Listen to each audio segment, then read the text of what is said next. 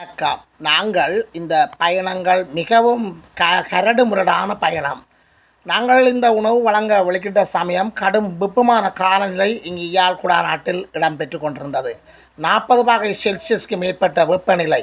சாதாரணமாக 40 வயது மனிதன் வீட்டுக்குள் இருந்த ஒரு மனிதன் திடீரென இறந்து விட்டார். அப்படியான வெப்பநிலை. இதைவிட இப்பொழுது 2 நாட்களாக கடும் மழை பொழிந்து கொண்டிருக்கின்றது. இவற்றையெல்லாம் தாண்டி நோய், காய்ச்சல், தலையிடு, குடும்பத்தோடையே காய்ச்சல் நோய்கள் வரும். இவற்றையெல்லாம் கடந்துதான் நாங்கள் இந்த சமூக சேவைகளை முன்னெடுத்து கொண்டிருக்கின்றோம். இதைவிட மதிய உணவு கொடுப்பது என்பது மிகவும் ஒரு கஷ்டமான காரியம்.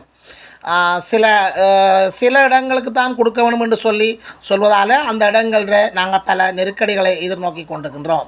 உதாரணமாக தொடர்ந்து ஒரு சேர்ச்சுக்கோ அல்லது ஒரு கோயிலுக்கோ நாங்கள் உணவுகளை மதிய உணவு வழங்குகின்ற போது அவர்கள் பல்வேறு நெருக்கடிகளை எங்களுக்கு தருகின்றார்கள். மற்றது அவர்கள் எங்களை அந்த மதிக்கிற தன்மை குறைகின்றது. மேலும் ஒரே இடத்திற்கு சிறுவர்களை, கஷ்டப்பட்ட இளைஞர்களை அழைத்து சாப்பாடு கொடுப்பதிலும் பல சிரமங்களை எதிர்நோக்கின்றோம். சிலர் சாப்பிட வர விருப்பப்படுகிறார்கள் இல்லை. இதைவிட சில இடங்களில் எல்லாம் சரி என்று சொன்னால் எல்லாம் நாங்கள் அந்த கதைத்து ஒழுங்குபடுத்தி விட்டு சரி நாளைக்கு மதிய உணவு கொடுப்போம் என்றால் அதற்கு ஏதாவது ஒரு முட்டுக்கட்டை போடுவார்கள். மனைவி விபத்தில் சந்தித்திருக்கிறார், பிள்ளைகளுக்கு பிரச்சனை, அப்படி ஏதாவது சொல்லுவார்கள். இதைவிட நாங்கள் மதிய போஷணத்தை வழங்குவதற்கு சில இடங்களை தெரிவு செய்தால் அந்த இடம் பிரச்சனையான இடங்களாக இருக்கும். உதாரணமாக ஒரு போதைக்கு அடிமையான இடங்களாக இருக்கும். அங்கே பிரச்சனைகளை ஏற்படுத்துபவர்களாக இருப்பார்கள், நமக்கு தடை உண்டு பண்ணுபவர்களாக இருப்பார்கள். இதைவிட சில ஃபாஸ்டர்மார் அல்லது சில இடங்களுக்கு நாங்கள் உணவு வழங்குகின்ற போது சமைத்த உணவை கொண்டு வந்து தரும்படி சொல்கின்றார்கள். மதிய உணவை சமைத்து கொண்டு வந்து தரும்படி சொல்கின்றார்கள். பார்சல்களில் கொண்டு வந்து தரும்படி சொல்கின்றார்கள். அதாவது ரெடிமேட் உணவாக கொண்டு வந்து தரும்படி சொல்கின்றார்கள். அதை உதவி செய்கிறவர்கள் எல்லோரும் விரும்ப மாட்டார்கள். இதைவிட நாங்கள் சில இடங்களில் உணவு வழங்குவதற்கான ஆயுதங்களை செய்கின்ற போது அந்த சேர்ச்சோ அல்லது அந்த ஆலயங்களோ அல்ல அந்த இடங்களோ எங்களுடைய வழங்கப்பட்ட உதவிக்கு மேலதிகமாக, உதாரணமாக ஒரு மதிய 50 பேருக்கு 50,000 கேட்கின்றார்கள். ஆனால் நமக்கு உதவி வழங்கப்பட்ட தொகை சிறிதளவாக இருக்கும். இப்படியான பிரச்சனைகள் நாங்கள் எதிர்நோக்கின்றோம். இதைவிட சமைக்க முடியாது என்று சொல்கின்றார்கள். தமது சேர்ச்சில் வசதி இல்லை என்று சொல்கின்றார்கள். இவற்றையெல்லாம் கடந்து உண்மையில் நாங்கள் இந்த மதிய உணவை வழங்குகின்றோம். உண்மையில் எங்களுக்கு எங்களுடைய காணொலிக்கு ஒவ்வொரு முறையும் விழவிழ எங்களை தூக்கி நிறுத்திய சிறியண்ணா, கனடா நாட்டை சிறியண்ணா, அவர்களுக்காக எமது குடும்பம் எதையும் செய்ய தயாராக இருக்கின்றோம். அந்த அடிப்படையில் அவர்களின் இந்த மதிய உணவை நாங்கள் கொடுப்பதற்கு உண்மையில் நாங்கள் ஒரு சிறப்பாக, ஒரு நல்ல இடத்தில், ஒரு அழகாக, ஒரு மிகவும் சந்தோஷமாக செய்வதற்காக நாங்கள் இந்த நாளை தெரிவு செய்து புறப்பட்டு கொண்டிருக்கின்றோம். உண்மையில் மிகவும் சேர்ந்த எங்களுடைய உயிர் அண்ணா ஸ்ரீ அண்ணாவின் அன்பு மகள் ஜனனியின் பிறந்த நாளுக்கான ஆயத்தங்களை இன்று செய்து கொண்டிருக்கின்றோம். அந்த ஆயத்தத்திற்கான மிக நீண்ட தூர பயணத்தை நானும் என்னுடைய மகளும் கடந்து கொண்டிருக்கின்றோம். எங்களுடைய இல்லத்தில் இருந்து சுமார் 30 அல்லது 40 கிலோமீட்டருக்கு அப்பால் உள்ள தொண்டவனாரை நோக்கி நகர்ந்து கொண்டிருக்கின்றோம். கனடா நாட்டை சேர்ந்த எனனி சகோதரியின், எனனி அம்மாவின், எனனி குட்டியின் பிறந்த நாளுக்காக எமது குடும்பத்தின் சார்பாக பிறந்தநாள் வாழ்த்துக்களை தெரிவிப்பதில் பெரும் மகிழ்ச்சி அடைகின்றோம். மேலும் அவர் சகல சௌபாக்கியங்களும் பெற்று பேரும் புகழும் பெற்று எக்காலத்திலும் குறைவற்ற செல்வங்களோடு செல்லும் இடமெல்லாம் பேரும் புகழோடும் அவர் எந்த துயர் வந்தாலும் இறைவன் அவரை தடுக்க வேண்டும் என்று சொல்லியும் அவர் சகல கலா வல்லியாக இருக்க வேண்டும் என்று சொல்லியும் எல்லாம் வல்ல ஆண்டவரை கேட்டு இந்த காணொளிக்குள் நுழைகின்றோம்.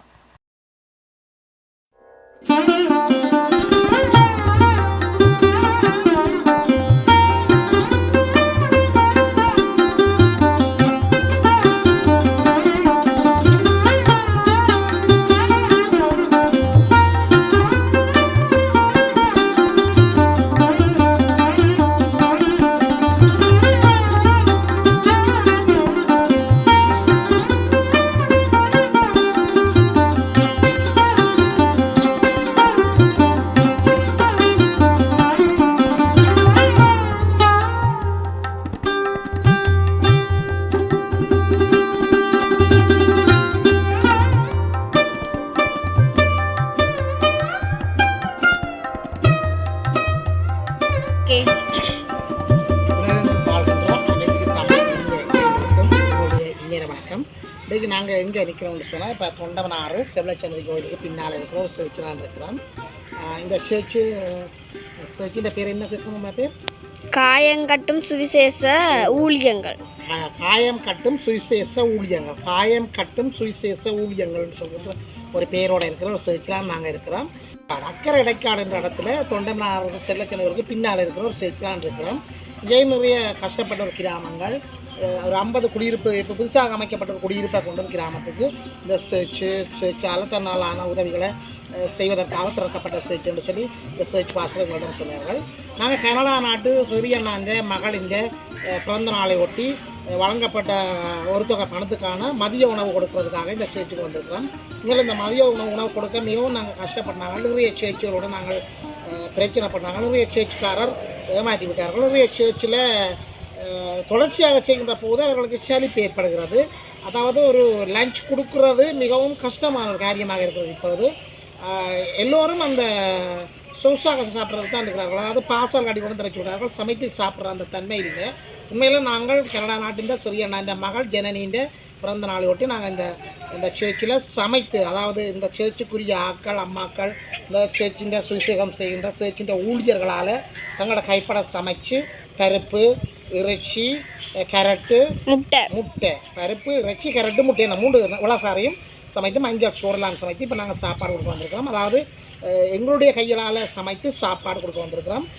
ஜனனியின் பிறந்த நாளை ஒட்டி நாங்கள் இந்த உதவிகளை செய்ய வந்திருக்கிறோம்.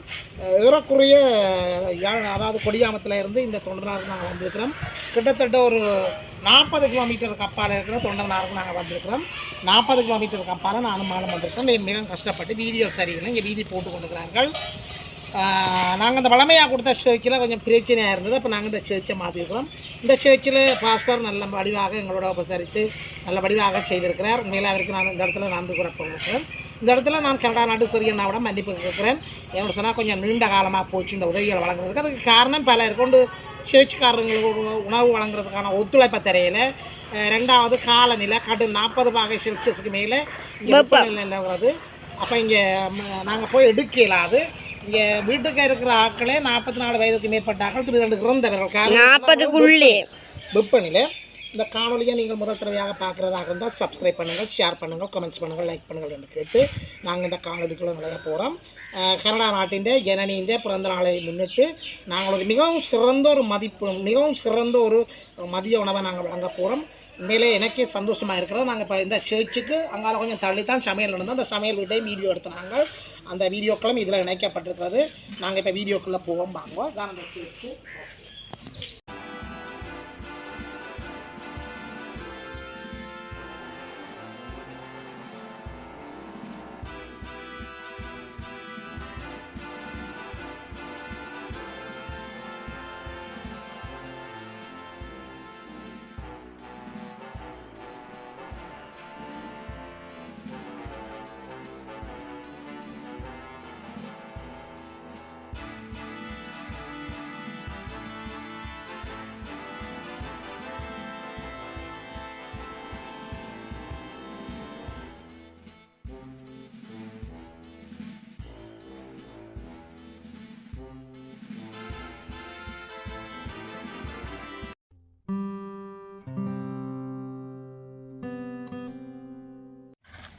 இது என்ன கறி?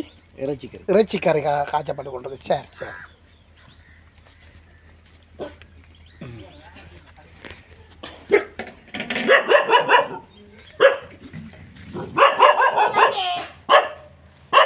முட்டை உடப்பட்டு கொண்டிருக்கு. இன்றைக்கு பேசல என்ன முதல் சேர்ச்சில் முட்டை இல்லை, இந்த சேர்ச்சில் முட்டை உடப்பட்டு கொண்டிருக்கா. அம்மா முட்டை உடைச்சி கொண்டிருக்கிறா.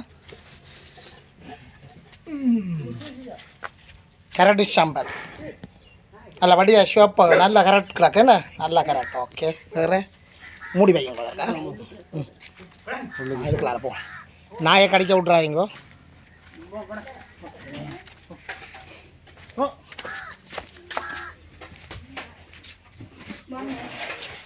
ரைட், மஞ்சள் சோறு. சரி, நல்லா இருக்கு. குழந்தானா? ரைட். அது என்ன சாப்பிடா? இது பருப்பு இருக்கு. அடுத்து விடுவோம். கஷ்டப்பட்டு சமைக்கிறீங்க. எடுக்காடு. ஓ, பால் ஊற்றுப்பட போகுது பாருங்க. கஷ்டப்பட்டு புரிஞ்சிருப்பியா? பருப்பு கறி சமைப்பட்டு கொண்டிருக்கிறது. பிரத்யோகமாக அமைக்கப்பட்ட இடத்துல சமையல் நடக்குது. பருப்பு கறி சரியம்மா, ஓகே.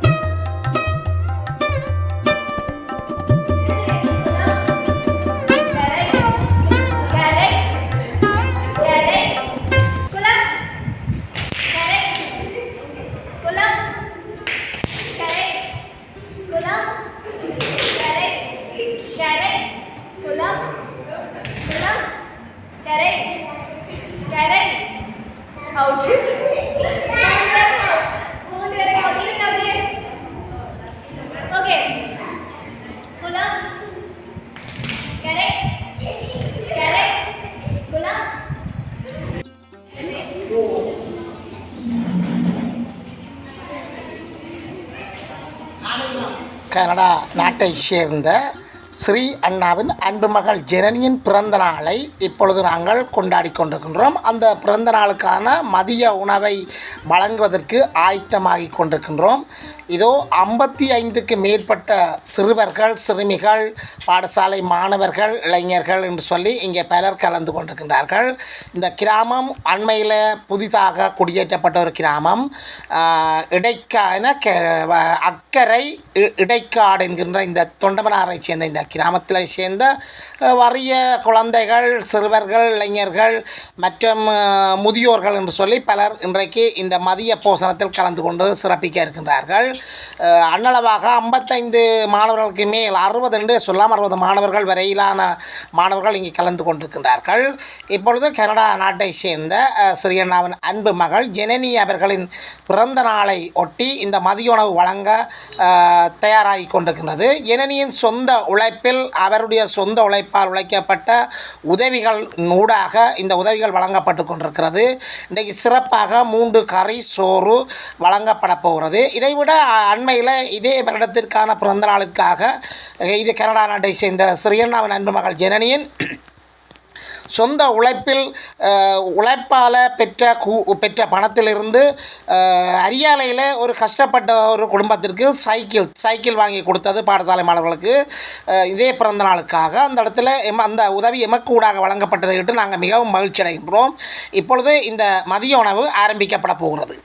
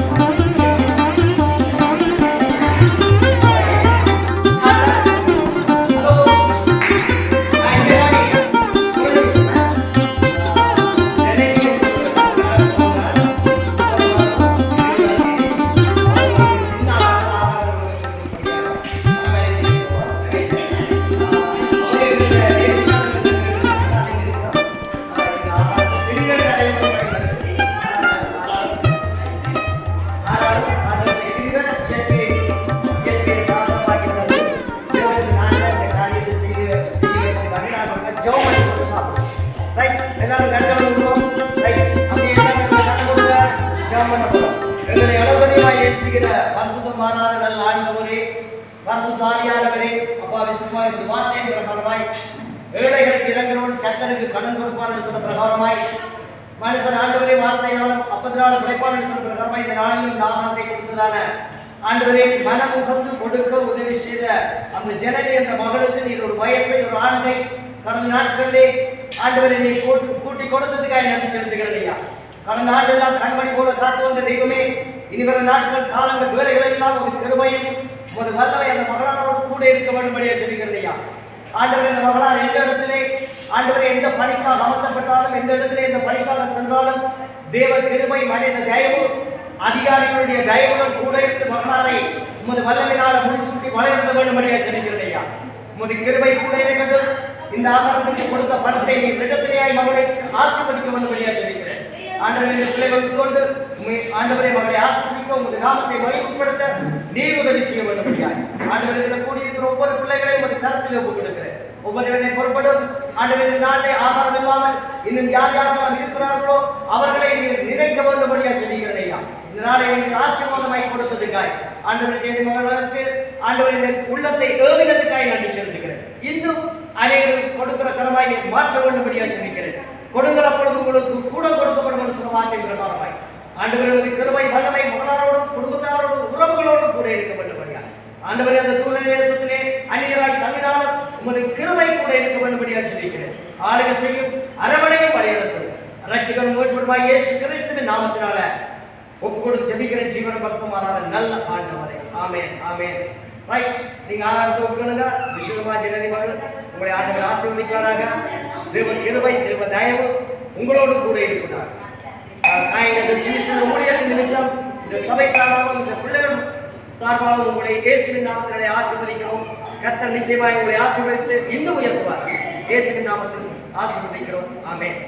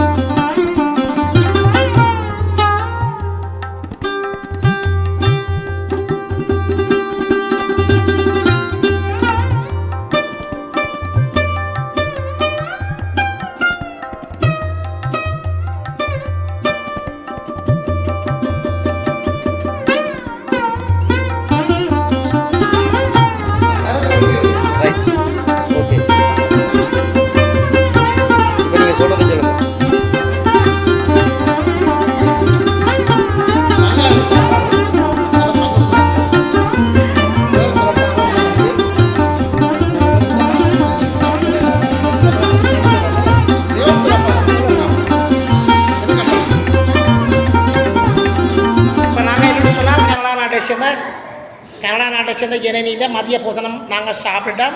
இப்போ எல்லோரும் நிற்கிறார்கள். நன்றி சொல்லுங்க. சும்மா 2 நிமிஷம் சொல்லுங்கள். கனடா இந்த உதய சாப்பாடு சத்தம் போடக்கூடாது, சத்தம் போடக்கூடாது. மில்ல சொன்னா சரி. சாப்பாடு தந்ததுக்கு என்ன சொல்கிறீங்க? நன்றி. சாப்பாடு தந்ததுக்கு நன்றி.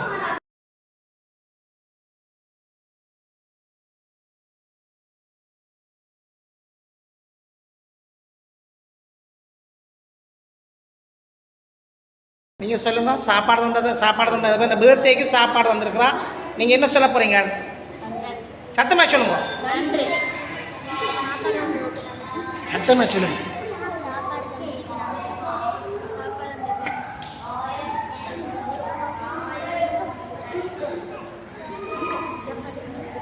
எடி வெள்ளச்சி சத்தமாக சொல்லி.